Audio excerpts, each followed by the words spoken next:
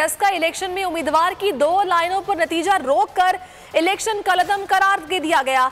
Senate election में हमारी petitions को किसी खातिर में नहीं लाया गया। वजीर आजम का इलेक्शन कमीशन के हवाले से शिकवा। पार्टी तर्जुमानों के इजलास में दावा किया कि चेयरमैन सेनेट को मुंतखब कराने के लिए भी ऑपोजिशन की तरफ से उनके अरकान को पेशकश की जा रही है।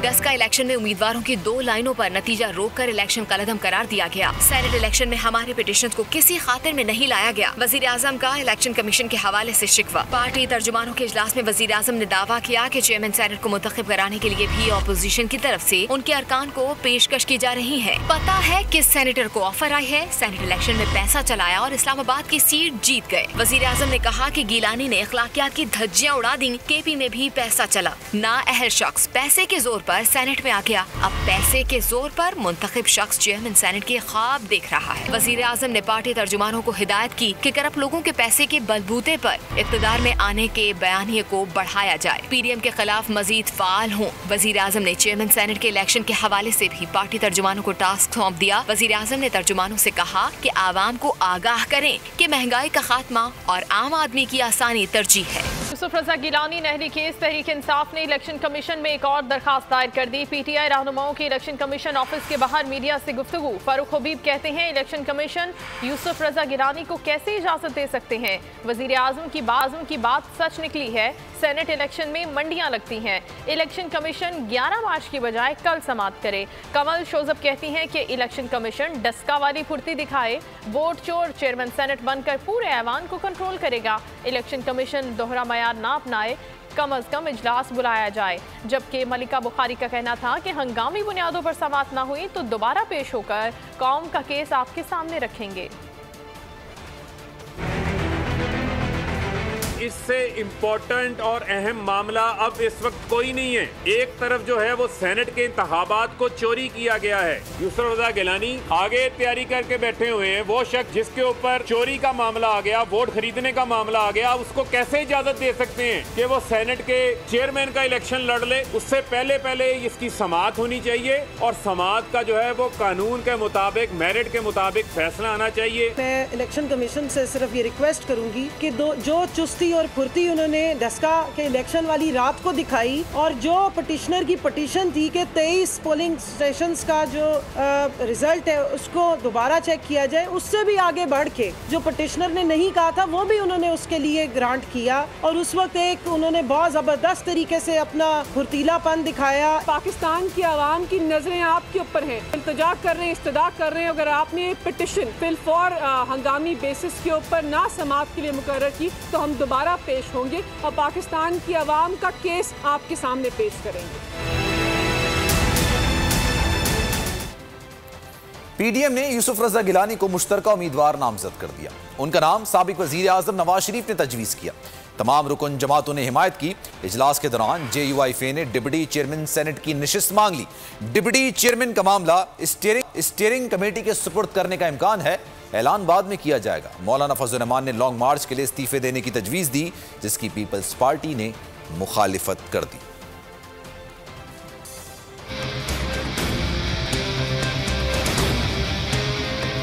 फैसला हो गया। यूसुफ रजा गिलानी पीडीएम की तरफ से चेयरमैन सेनेट के उम्मीदवार होंगे। पीडीएम के इजलास में वीडियो लिंक के जरिए शरीक साबिक वजीर आजम नवाज शरीफ ने यूसुफ रजा गिलानी का नाम तजवीज़ किया, जिसकी तमाम जमातों ने हिमायत की।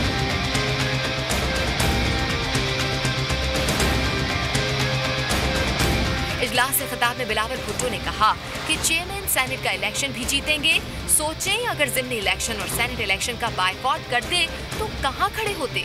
मरियम नवाज ने कहा कि अपने अरकान को अपोजिशन ने नहीं, हुकूमत ने डराया, धमकाया और अगवा किया। पीटीआई के अरकान को जबरदस्ती गोलरा सेफ हाउस में रखा गया। यूसुफ रजा गिलानी ने इस मौके पर तमाम अरकान का शुक्रिया अदा करते हुए कहा कि वो सियासी कारकुन हैं, आखिरी वक्त तक लड़ेंगे। कामयाब हिकमत अमली ने हुकूमत की दौड़े लगवा दी। इमरान खान ने सेनेट इलेक्शन जीतने के लिए अरकान असम्बली को 50 करोड़ रुपए तक के फंड से नवाजा। इजलास के दौरान मौलाना फजल रहमान ने तजवीज़ दी कि इस्तीफा देकर इस्लामाबाद मार्च लेकर आएंगे। इससे हुकूमत पर दबाव बढ़ेगा। पीपल्स पार्टी ने तजवीज़ की मुखालिफत की, जबकि नून लीग और दीगर जमातों ने हिमायत की।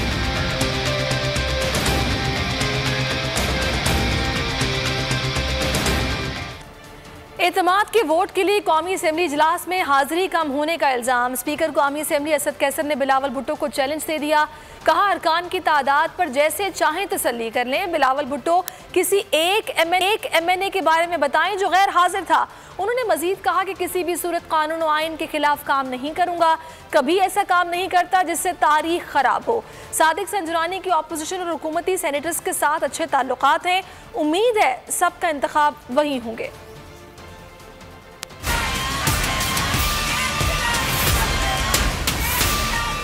जो मम्बरान दिखाए गए थे उतने मौजूद शायद नहीं थे, या शायद वोट नहीं दिए गए जब मैं दिखाए गए। मैं इसको कहता हूँ कि आ जाए, जिस तरह वो तसल्ली करे। जो मतलब ये तो कोई पूरी बात है ना, मीडिया कवरेज कर रहा था, पूरी दुनिया देख रहा था। एक एमएनए के बारे में बताए कि 178 से जो है ना वो कम था, या कोई एक एमएनए के बताए कि वो एब्सेंट था। एक भी बताया ना कि फलाना का वोट पोल हुआ है, वो एब्सेंट है। मैं कभी ऐसा काम नहीं करता, मैं अपनी हिस्ट्री खराब नहीं करना चाहता, किसी भी सूरत में वो काम नहीं करूँगा जो कानून के खिलाफ।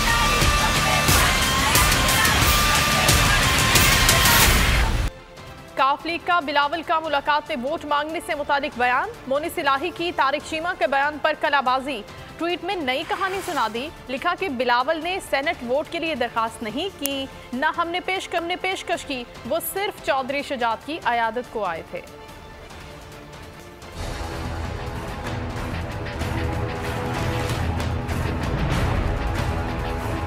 काफ लीगी रहनुमाओं के बिलावल की मुलाकात में वोट मांगने से मुतालिक बयान। मोनिस इलाही का तारिक चीमा के बयान पर यू टर्न। मोनिस इलाही ने ट्वीट में नई कहानी सुना दी। लिखा कि बिलावल ने सेनेट वोट के लिए दरख्वास्त नहीं की, न हमने पेशकश की। बिलावल भुट्टो चौधरी शुजात की इयादत के लिए आए थे, जिस पर उनके शुक्रगुजार हैं। वफाकी वजीर तारिक बशीर चीमा ने बयान दिया था कि बिलावल भुट्टो ने गिलानी के लिए हिमायत मांगी है। चौधरी शुजात ने पीपी चेयरमैन से कहा कि हम हुकूमती इत्तेहादी हैं, सादिक संजरानी से वादा कर चुके हैं, गिलानी को वोट देना शायद मुमकिन नहीं। चौधरी शुजात हुसैन साहब ने उनको बड़ा वाज़ेह तौर पर गुजारिश की है कि आप मेरे लिए इंतहाई काबिल एहतराम है और आपका आना सर आंखों पर, लेकिन हम चूँकि हुकूमत के इत्तेहाद में खड़े हुए हैं, हुकूमत के इत्तेहादी हैं, तो इसलिए हमारे लिए शायद ये मुमकिन ना हो, क्योंकि हम अपना जो है कमिटमेंट जो है वो सादिक संजरानी साहब के साथ कर चुके हैं। उन्होंने मजीद बताया कि चौधरी शुजात ने बिलावल भुट्टो को वाज़ेह किया कि वो उनके लिए इंतहाई काबिल एहतराम है।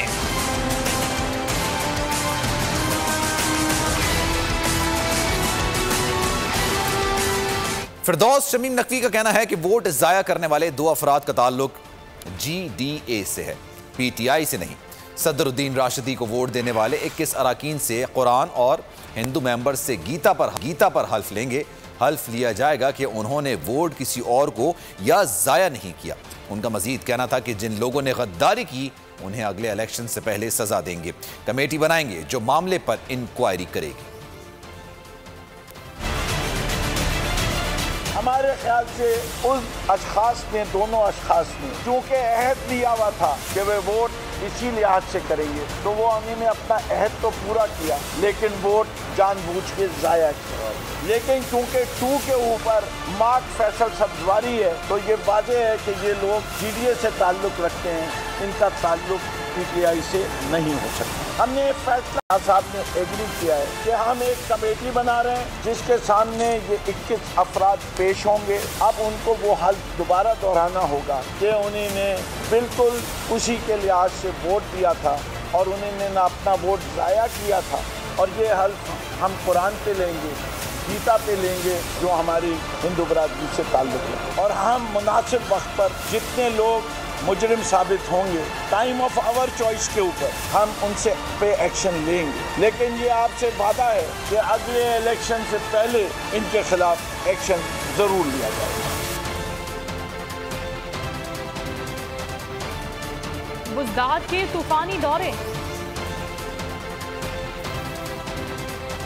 और यूरोप के दावे बेनकाब। पाकिस्तान मुस्लिम लीग नून का अहम इजलास। 10 का इंतखाबात जीतने के लिए हिकमत अमली पर गौर किया गया।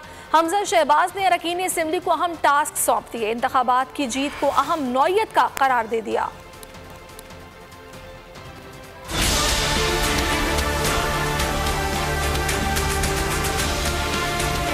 डस्का इंतखाबात जीतने की मुहिम, हमजा शहबाज की ज़ेर सदारत पाकिस्तान मुस्लिम लीग नून का अहम इजलास हुआ। इजलास में राना सनाउल्लाह, एहसन इकबाल और ख्वाजा साद रफीक ने शिरकत की। नौशीन इफ्तिखार को भी इजलास के दौरान ऑन बोर्ड लिया गया। पंजाब असम्बली में अपोजिशन रहनुमा हमजा शहबाज ने इंतखाबी मुहिम में खुद भी उतरने का फैसला किया है।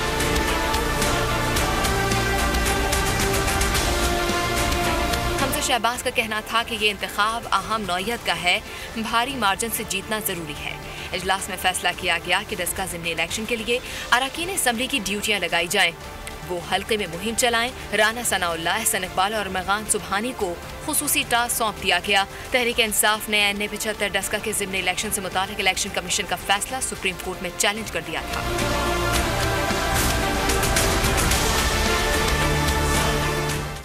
ये टॉस जीतकर समझ रहे थे मैच जीत गए। इमरान खान ने पार्लियामेंट में घंटा बजा दिया है, अब ये घंटियां बजा रहे हैं। जाली राजकुमारी की कनीजों को कहती हैं कि फूलन देवी की हाँ में हाँ ना मिलाएं। फिरदौस आशिक अवान का खवातीन के 11वें दिन की तकरीब से खिताब कहा, आज महंगाई की वजह से सबसे ज्यादा खवातीन को मुश्किल का सामना करना पड़ रहा है। माशी महाज पर सिर्फ हुकूमतें नहीं लड़ा करती।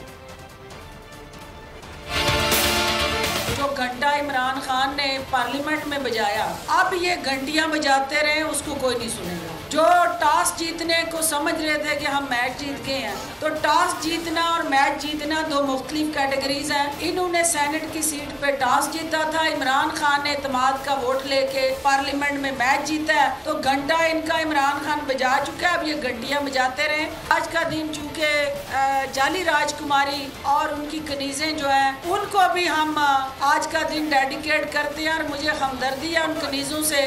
मैं आज के दिन उन्हें ये कहना चाहती हूँ कि आप भी अपनी आज़ादी के लिए खड़ी हूँ। ये हाथ बांध के फूलन देवी के पीछे खड़े होके सारा हिलाना, ये हमारी जो खवातीन के हकूक है उनकी नफी है।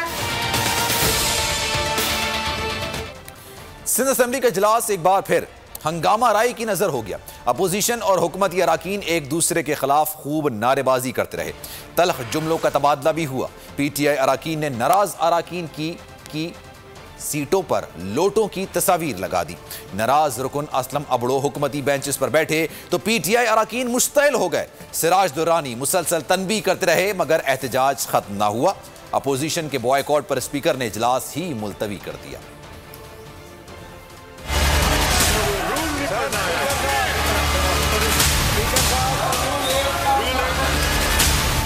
सिंध असेंबली का एक और इजलास हंगामा आराई की नजर हो गया। अपोजिशन और हुकूमती अरकान की नारेबाजी, तल्ख जुमलों का तबादला।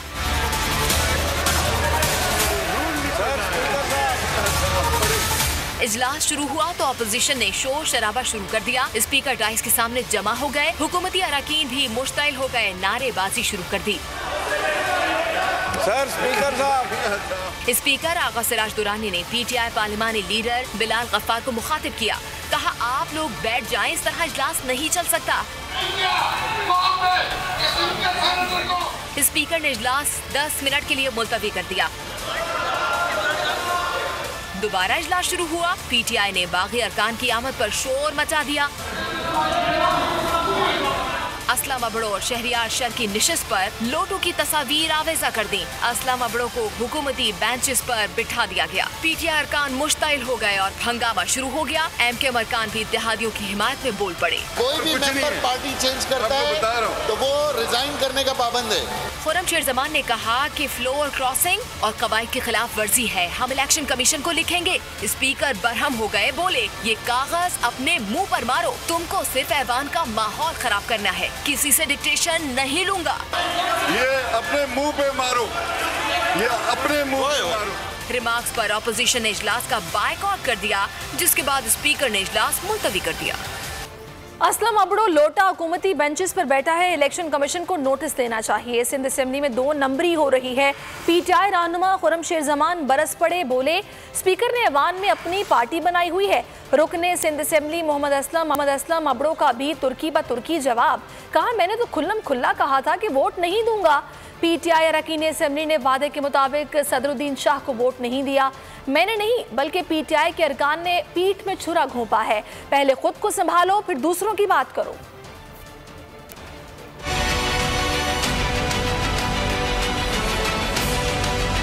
इसको डीसीट करें पहले, इसको इस ऐवान से बाहर निकालें, चाहे जाके इलेक्शन लड़े और उसके बाद आके ये ट्रेजरी बेंचेस के ऊपर बैठे।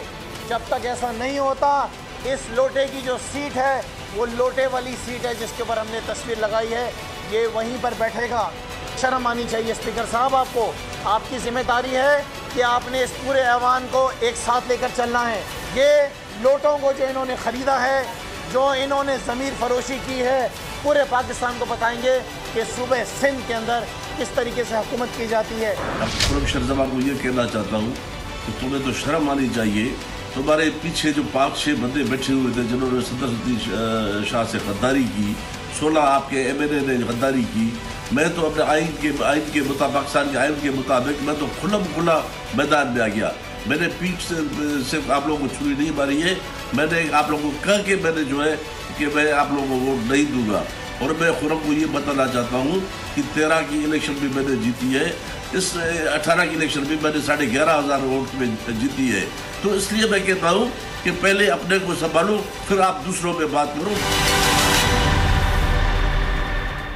Army chief general Qamar Javed Bajwa से अमरीकी नुमाइंदे खसूसी ज़ल्मे खलीलजाद और अफगानिस्तान में तैनात अमरीकी जनरल ऑस्टिन मिलर ने मुलाकात की है। ISPR के मुताबिक GHQ में मुलाकात में अफगान अमन और खित्ते में सिक्योरिटी की सूरत हाल पर तबादला ख्याल किया गया।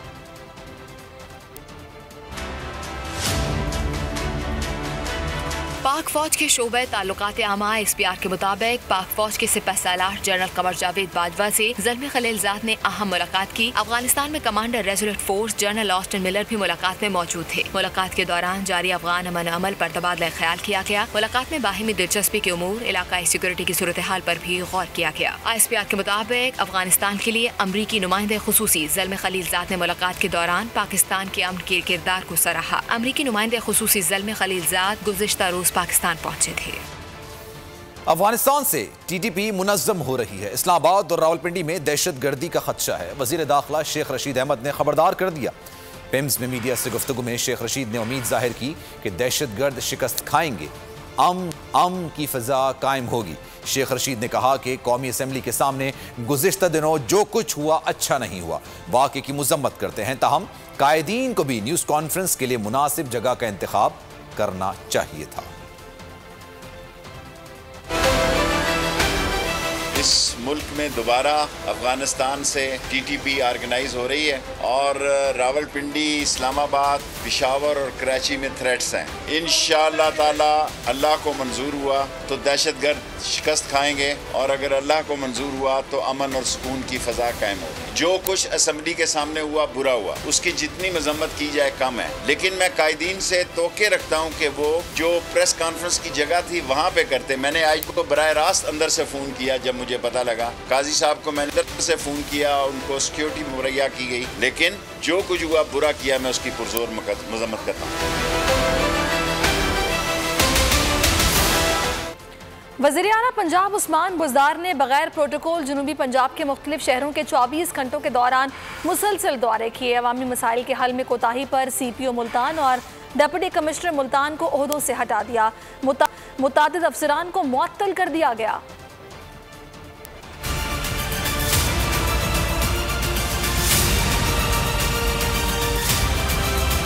वज़ीर आला पंजाब उस्मान बुज़दार इन एक्शन। बगैर प्रोटोकॉल जनूबी पंजाब के मुख्तलिफ शहरों का तूफानी दौरा। अवामी मसाइल के हल में कोताही और गफलत बरतने पर CPO और डिप्टी कमिश्नर मुल्तान को ओहदों से हटा दिया और मुतादिद अफसरान को मुअत्तल कर दिया गया। वज़ीर आला उस्मान बुज़दार ने रात गए तहसील हेडक्वार्टर अस्पताल तौंसा का दौरा किया। मरीजों और तीमारदारों की शिकायत पर MS मोहम्मद ताहिर को मुअत्तल कर दिया। गैर हाजिर डॉक्टर्स के खिलाफ कानून के तहत कार्रवाई का हुक्म। वज़ीर आला ने शहर में सफाई की नाकिस इंतजाम पर सख्त बरहमी का इजहार किया और फराइज से गफलत बरतने पर SE और SDO public health, XCN highway और चीफ ऑफिसर म्युनिसिपल कमेटी को मुअत्तल कर दिया। वार्निंग देते हुए कहा कि अफसरान अब काम करें या घर जाएं। तरक्याती कामों में सुस्त रवि हरगिज बर्दाश्त नहीं की जाएगी। बस बहुत बर्दाश्त कर लिया, अब आवाम को सहूलतें न देने वाले अफसरों को खिलाफ कार्रवाई होगी। पंजाब के हर जिला में जाऊंगा और आवाम के मसाइल खुद हल करूंगा।